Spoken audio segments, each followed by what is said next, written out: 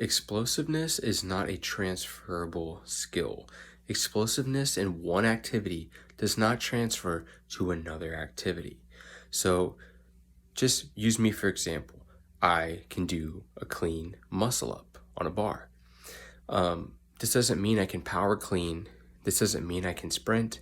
This doesn't mean I can explosively bench press. This doesn't mean I can do any other thing that you would deem explosive, because I would have to train that exact thing in order to be explosive at it, or what would be perceived as explosiveness. If you are what would be perceived as explosive in one activity, it doesn't transfer to another activity.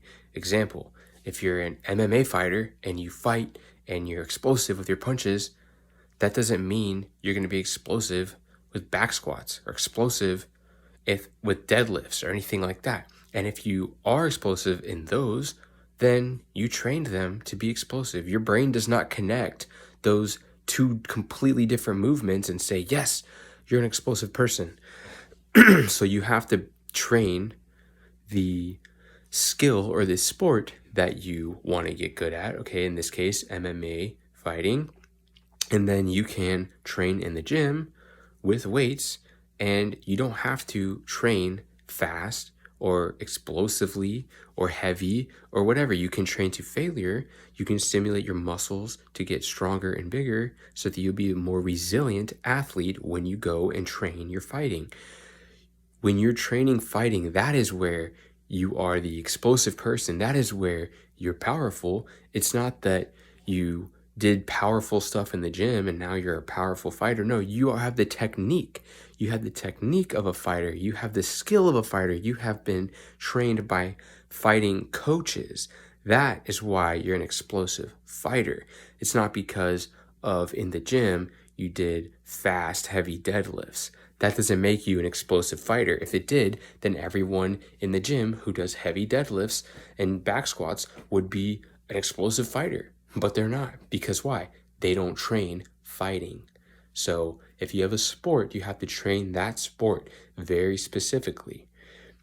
And then when you're in the gym, you're not trying to make that mimic your sport. You're not trying to match up the movements and make it work.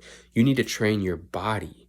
Okay, your body is the tool that's explosive. Your body is what will work together. And the only thing that will transfer from the gym to the sport is muscular strength. That when you get stronger in the gym, then when you go and do your sport, you can have the ability to produce more power, to produce more force, to hit harder, to run harder, run faster, cut harder, whatever it is. But you'd have to practice that sport skill for it to manifest. You would never just be squatting in the gym and be better at cutting and turning and sprinting. So you want to practice your sports skill. And an example of how strength will improve, like a skill or explosiveness, is somebody I knew back in college who was a power lifter, and he trained really heavy squats and deadlifts and so forth. And then one day we did a vertical jump test, and he was able to jump higher than everybody else. And it's not that he didn't even train that. He just trained powerlifting. So he was very strong. His legs were very strong. So my point is, strength is what will carry over and give you the ability to produce power and so forth. However, you do not have to move fast and move explosively and think that that's going to transfer to a completely different sport in which you have to be in the game with your gear on and everything in the zone to even practice that correctly. So this is my take on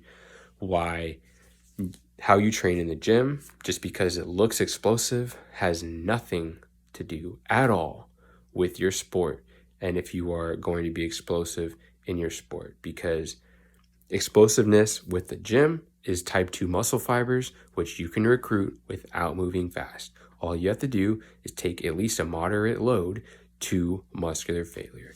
That's not going to cross wires. Your body's not going to get confused and get slow when you go to fight, because you fight fast. You train to fight fast. Your body is neurologically programmed to fight fast. So don't have to worry about losing your speed.